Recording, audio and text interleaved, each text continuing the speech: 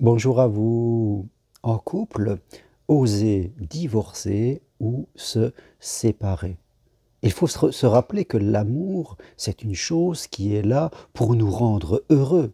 Ce n'est pas une chose qui est là pour nous faire souffrir chaque jour qui passe. Si nous vivons à deux avec une personne, si nous sommes mariés, ou alors nous sommes dans une union libre, ou en concubinage, comme on dit, nous sommes pacsés, c'est parce que nous sommes vraiment mieux que tout seul. Ça doit nous apporter quelque chose.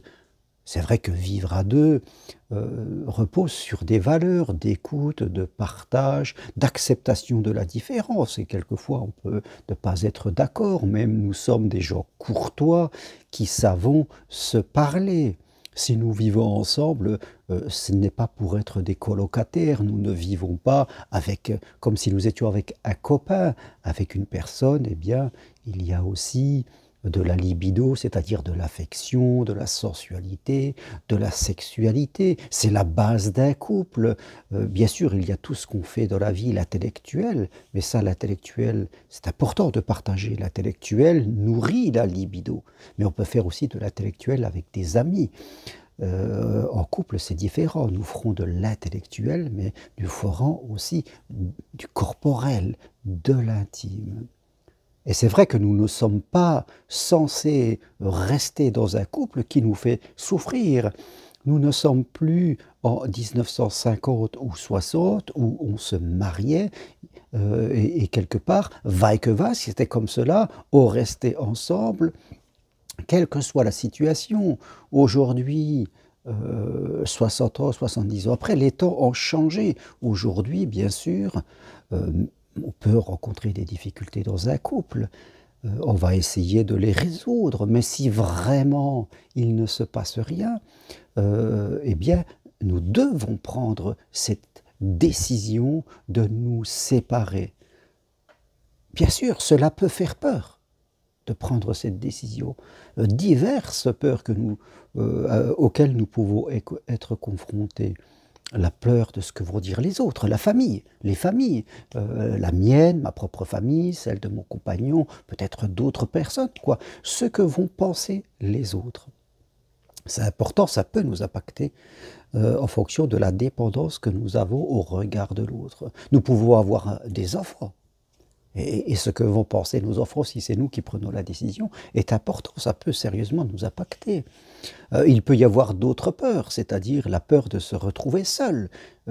Si j'aime jamais vraiment vécu seul dans ma vie, eh bien ça peut être un océan qui fait peur.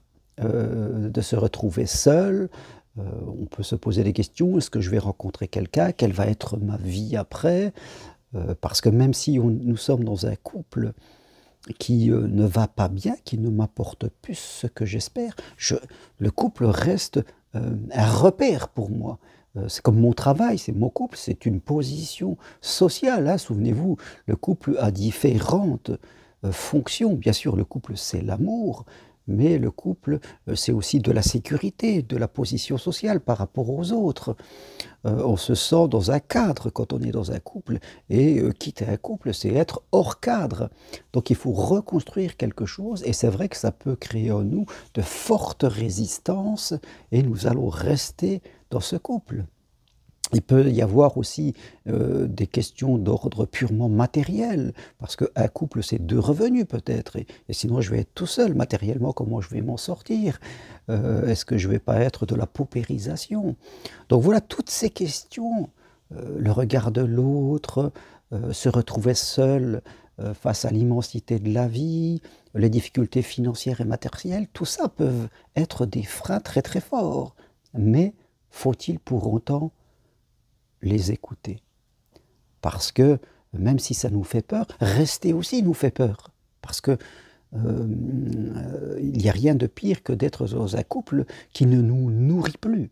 On devient agressif, l'autre devient agressif, la communication est souvent médiocre, il n'y a plus de rapport intime, plus trop d'affection, on est vraiment dans une mauvaise cohabitation et le sens de notre vie descend, nous ne sommes plus dans les valeurs et on risque fortement de faire un état dépressif. et de fait compte d'être vraiment malheureux dans sa vie. Donc, nous sommes vraiment à un rond-point où les deux routes qui sont face à nous, eh bien, ne nous avantagent pas. La route de rester, et ça ne va pas du tout, et la route de partir, et là j'ai peur. J'ai peur du chemin, quelque part. Et c'est là où il faut peut-être prendre le poids et réfléchir un petit peu.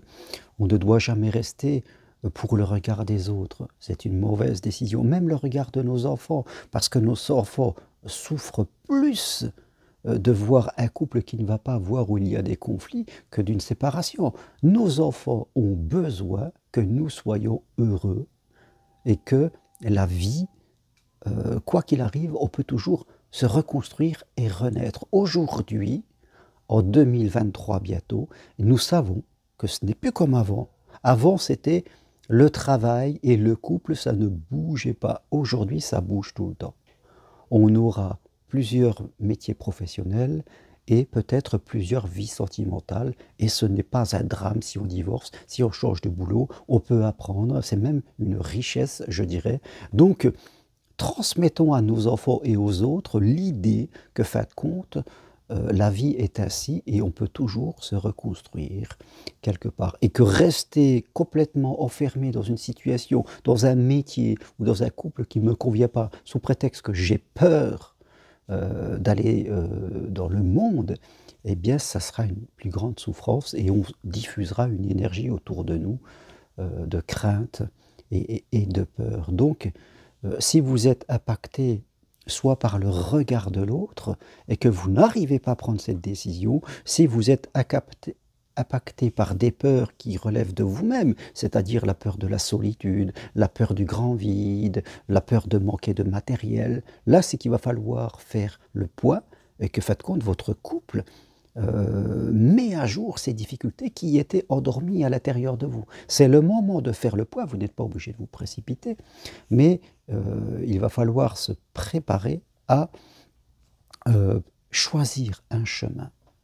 Soit vous restez dans le couple parce que vous estimez qu'il peut renaître, et il ne s'agit pas de faire du déni ou de se raconter des histoires pour ne pas prendre la décision, soit vous prenez l'autre décision, vous décidez de quitter, et il va falloir progresser sur vous pour, en tout cas, faire en sorte que ce chemin soit un chemin de réussite quelque part. Je l'ai fait moi-même, ce chemin, il y a de longtemps où j'ai décidé de divorcer. J'ai même vécu un deuil après qui m'a obligé à refaire ma vie. Aujourd'hui, je suis marié pour une 3e fois. Donc, si vous avez besoin d'aller plus loin, prenez rendez-vous avec moi. On a un rendez-vous ou 2 rendez-vous, on peut faire beaucoup de choses, on peut faire le point de votre histoire et je vous apporterai des clés pour réfléchir autrement et peut-être prendre cette décision, de décider de divorcer ou de vous séparer si vous n'êtes pas marié parce que vous estimez que votre couple aujourd'hui ne vous nourrit plus, ni aujourd'hui et ni demain. Vous avez un peu cette certitude que quoi qu'il arrive, voilà, vous avez vécu cette histoire.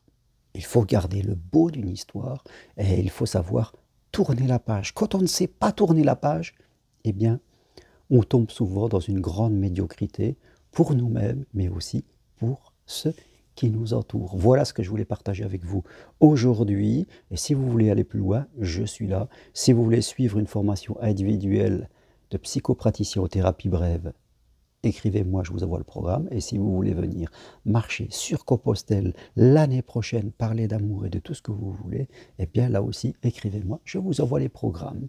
Et appuyez sur j'aime si vous aimez mes vidéos. Merci, à très bientôt, au revoir.